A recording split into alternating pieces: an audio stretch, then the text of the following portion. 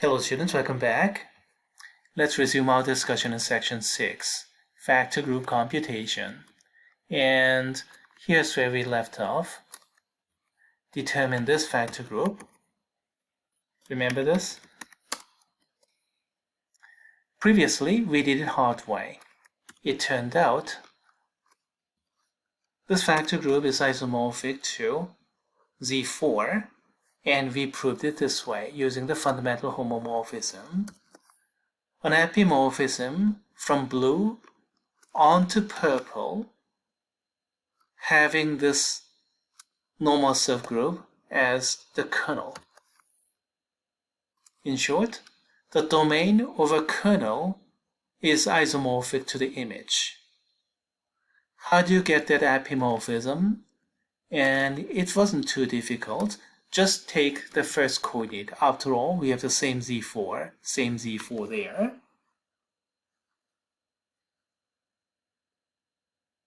And then we are completely disregarding this Y, so anything here will be okay as long as the first coordinate is 0.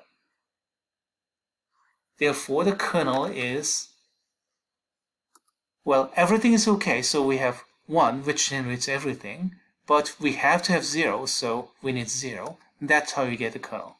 Remember that. But then again, how did you get this Z4 to begin with? Well, one way to do that is a rough computation like this. Let's see, let's start from here, Z4 over Z6. And this one here consists of this 0, which is the identity element, and it doesn't generate anything else, just 0. So how do we express the trivial group 0 in terms of Zm, the residue class? The answer is Z1, remember that. Please recall that the residue class Zm consists of m elements, 0 to m minus 1, and here Z1 has only 0, 1 minus 1 is 0. And then 1 here generates everything, so it generates entire Z6.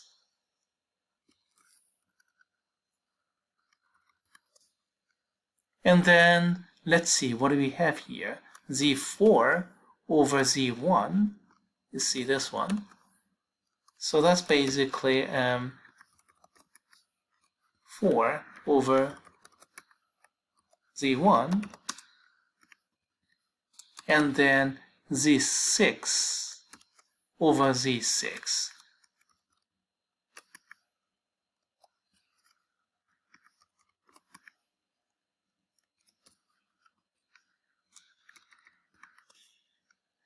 You see, this one is just trivial, and this one we're just Z4.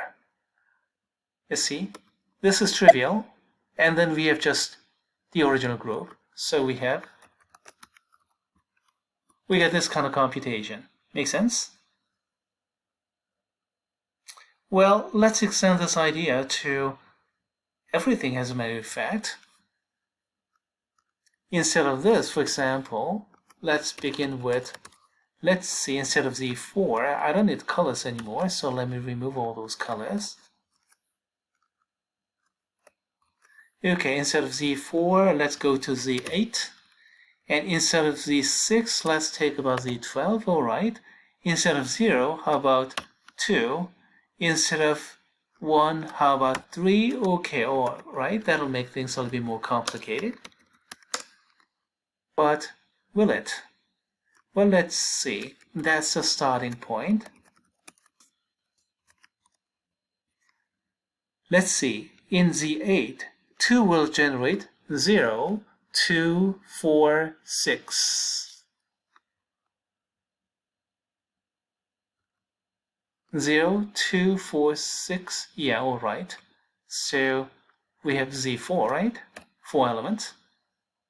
And then in Z12, 3 will generate, well, 12 divided by 3, 4 elements. So it's going to be 4 again. and then Z8 over Z4, so we get Z2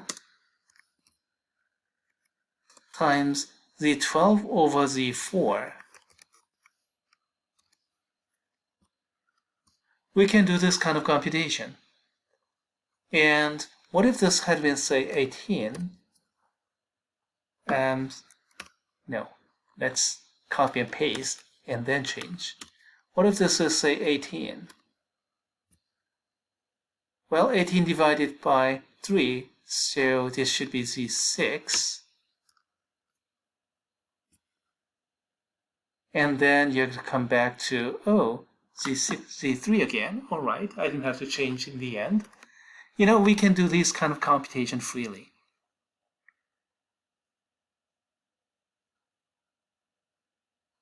Excuse me, 18 divided by 3 is 6. Yeah, okay, that's right. Okay, all right. We can do this kind of problem freely. And what if I have another Cartesian product? No, never mind. Let me copy and paste that and then do this. What if I have another Cartesian product? Okay, this time, let's see, about 6, all right.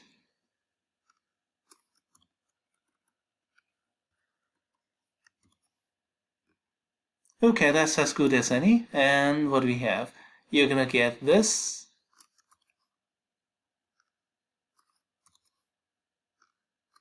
Let's see, 8 divided by 2, so that's 4. And then 18 divided by 2, that should be 9. Oops. And then that should be 2. So in the end, what do we get?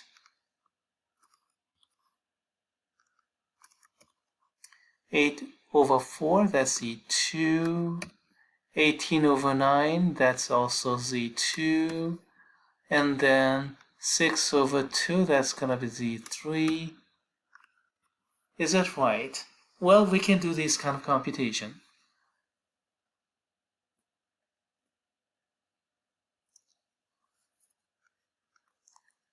So we went through several versions of these direct product computation, and without any proofs, but we did those computation, and I hope you saw all those intuitive ideas behind all those division and number of elements and doing all those kind of things. You may have felt a little bit uneasy here and there because I didn't prove any of those, but I am about to prove it. You see, the justification of this kind of intuitive computation is something we're up to. And here's the first justification. Let G be a group defined by the direct product H times K, and define the natural projections H bar and K bar like this. H bar allows all the elements of H, but the second coordinate is E, the identity element of K, to be a little bit more precise. In the K, the same thing. The first coordinate has to be the identity of H, and the second component just stays at K. And then you can prove that H bar is a normal subgroup of G. And not only that, G over H bar is isomorphic to K. So what do you mean by this? It is possible to find an epimorphism from blue onto purple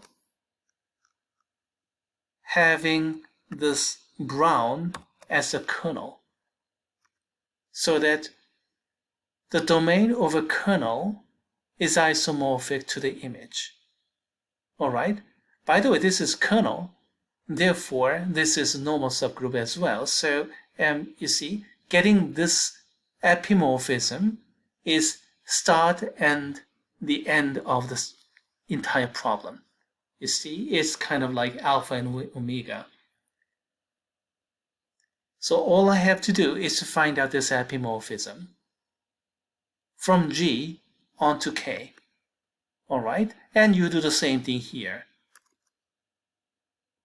So basically, we are doing this kind of computation. G is H times K divided by H, cross cross, slash out, and K.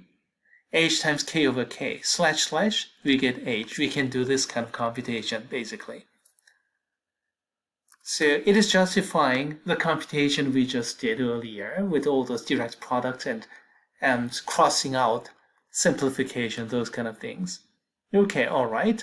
Let's find out this epimorphism from G onto K. From G onto K. And we define like this. G is H times K, the direct product. And then K is a second component, so we simply take the second component. Basically, it's a projection, canonical projection. And then, when do we have the identity? This can be anything, and second component has to be the identity. Okay? This has to be identity of K. Basically, we are looking at this, EK. Makes sense? So we have the epimorphism G to K, G onto K, so that's the image, but the kernel is H bar. You see, the second component has to be the identity right here. Let me highlight it in red. I'll highlight it in red. The second component has to be the identity. First can be anything. So that's this one right here. So the kernel is H bar, and you can apply the fundamental homomorphism theorem. And thus we have the domain over kernel is isomorphic to the image. And that justifies this kind of computation. Just cross, cross, cross, crossing out.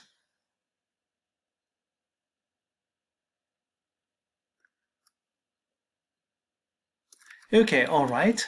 That's a justification of all those direct product computation we did earlier. And then one more thing, how about cyclic groups? Well, please recall, a cyclic group has a generator. Everything came from here, so all the element of G is a to the certain power. And then we take any normal subgroup there. As a matter of fact, cyclic group is abelian, so every subgroup is normal, and every subgroup is actual cyclics. But it doesn't really matter at this point. What it really matters is everything in the factor group is coset, some element times n, but that element is a to the certain power. So arbitrary element is of this form, a to the k power n. So it is generated by an. I don't know whether this thing is worthy of the term proof. It's just too trivial an observation. So every factor group of every cyclic group is cyclic. Subgroup of every cyclic group is cyclic. And furthermore, we did some justification of the direct product computation, and we have some,